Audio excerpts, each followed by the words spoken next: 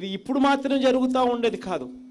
ఈ 4 సంవత్సరాలు గమనిస్తే ప్రతి సంవత్సరం ఇది జరిగిస్తానే ఉన్నాం. ఇదే మాదిరిగానే ఏ రైతుకు ఎప్పుడు ఏ ఇబ్బంది వచ్చినా కూడా ఆ సీజన్ ముగిసేలోగానే ఇన్పుట్ సబ్సిడీ కూడా సొమ్ములు కూడా ఇస్తా ఉన్న ప్రభుత్వం కూడా కేవలం మీ బిడ్డ ప్రభుత్వంలోనే ఇప్పుడు మాత్రమే జరుగుతూ ఉందనేది కూడా ప్రతి రైతు గమనించవలసిందిగా కోరుతా ఉన్నా. అదేవిధంగా ఈ పొద్దు విత్తనాలకు సంబంధించి ఏదైతే పంట వేసుకున్న పరిస్థితిలో ఉన్నవాళ్ళు, పంట పూర్తిగా నష్టపోకుండా ఉన్న వాళ్ళకు కూడా ఈ విత్తనాలను కూడా వెంటనే మళ్ళీ బెంగాల్ గ్రామంకి సంబంధించి జరుగుతూ ఉంది. విత్తనాలను కూడా 80% సబ్సిడీతో మళ్ళీ విత్తనాలను కూడా వెంటనే రైతన్నలకు అందుబాటులో ఉంచి 80% సబ్సిడీతో విత్తనాలన్నీ కూడా సప్లై చేస్తూ ఆ రైతన్నను వెంటనే ఆడుకునేదానికి కూడా చర్యలు తీసుకుంటా ఉన్నాం. కాబట్టి మీ అందరితో కూడా నేను విన్నవించేది ఒకటి, దయచేసి అపోహలు నమ్మద్దండి. మరీ ముఖ్యంగా ఈనాడు చదవద్దండి, ఆంధ్రజ్యోతి చదవద్దండి.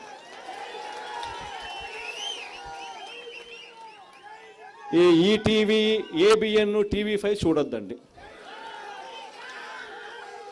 ఎందుకనంటే వీళ్ళంతా అబద్ధాలు చెప్తా ఉన్నారు.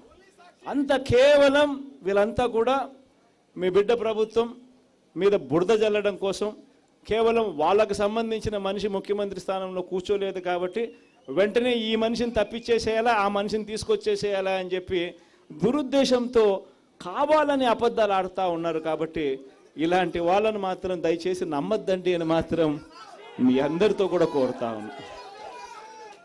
అట్టి పరిస్థితులను కూడా ఇవన్నీ నమ్మద్దండి.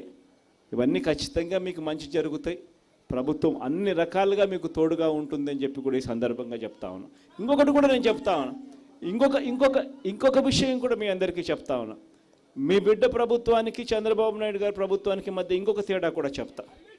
మీ బిడ్డ ప్రభుత్వంలో ఏ ఒక్కరికి కూడా నష్టం జరిగినా కూడా, ఏ ఒక్కరికి కూడా ఇబ్బంది జరిగినా కూడా ఖచ్చితంగా మంచి జరిగించేందుకు ఒక పద్ధతి అనేది ఒకటి ఇవాల్వ్ చేసి, ఒక సోషల్ ఆడిట్ అనేది కూడా పెట్టి, ఒక వాలంటీర్ వ్యవస్థ, ఒక సచివాలయం వ్యవస్థ తీసుకొచ్చి కలెక్టర్ల వ్యవస్థను కూడా డీసెంట్రలైజ్ చేసి, ఇంతకుముందు ఉన్న జిల్లాలను డబుల్ జిల్లాలు చేసి, ఇంతకుముందు 13 జిల్లాలు ఉంటే ఇప్పుడు 26 జిల్లాలు చేసి, ఇంతకుముందు ఒక జిల్లాకు ఒక కలెక్టర్ ఉంటే ఇప్పుడు జిల్లాకు 2 కలెక్టర్లను తీసుకొని వచ్చి, ఇంతకుముందు ఉన్న ఆర్డీఓల సంఖ్యను డబల్ చేసి, ఇంతకుముందు ఉన్న జేసీల సంఖ్యను డబల్ చేసి, ఇంతకుముందు లేని సచివాలయం వ్యవస్థ గ్రామ స్థాయిలోకి తీసుకొని వచ్చి, ఇంతకుముందు లేని వాలంటీర్ల వ్యవస్థ ప్రతి 70 ఇళ్లకు ఒక వ్యవస్థను గ్రామ స్థాయిలోకి తీసుకొని వచ్చి,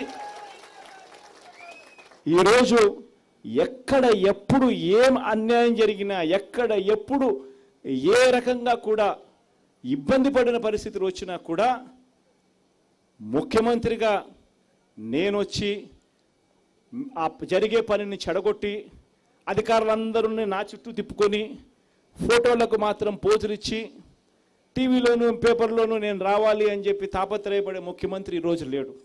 ప్లీజ్ సబ్స్క్రైబ్ .న్యూస్.